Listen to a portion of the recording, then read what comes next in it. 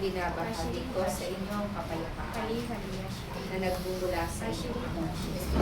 Ako si Yahweh, ang Diyos, magpakailanman, na dapat papurihin ng lahat. Amen. Praise Dapat God. tawagin ang lahat. Praise God. Sapagkat nasa aking mga kamay ang kaligtasan, nililahat. Ako si Yahweh, aking mga anak, ang Diyos na nagpasimula ng lahat. Kaya't ang lumalapit at tumatawag sa akin ay hindi mapapakawa. At diringin ko ang bawat ninyo kahilingan. Kaya kayong mga naririto sa aking pagtawag, naway lagi ninyong pakinggan ang aking tinig upang nang sa ganon kayo'y makatutunan. Ako ang Diyos, lagi ko kayong dadalhin sa mainam na pastulan, sapagkat nais kong kayo ay magkaroon ng kaginhawaan sa inyong mga buhay Amen. at makamit ninyo ang kapayapaan na nagmumula sa akin. Patuloy ko kayong iingatan.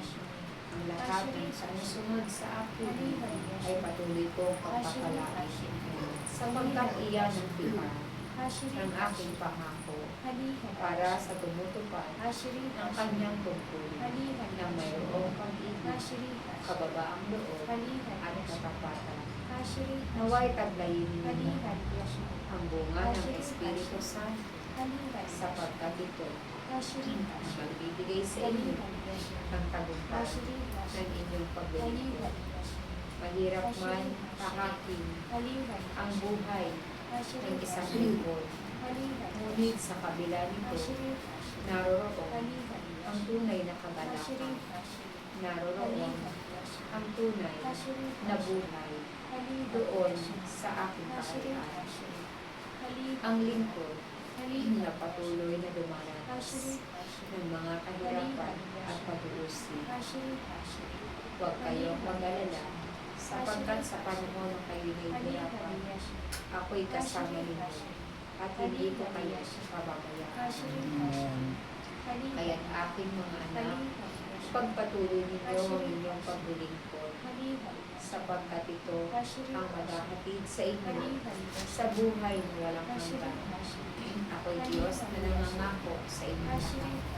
Ako'y Diyos na tumawag at humirang sa inyong lahat.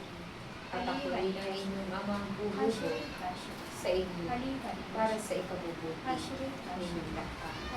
Patuloy lamang kayo sa paggawa ng kabutihan.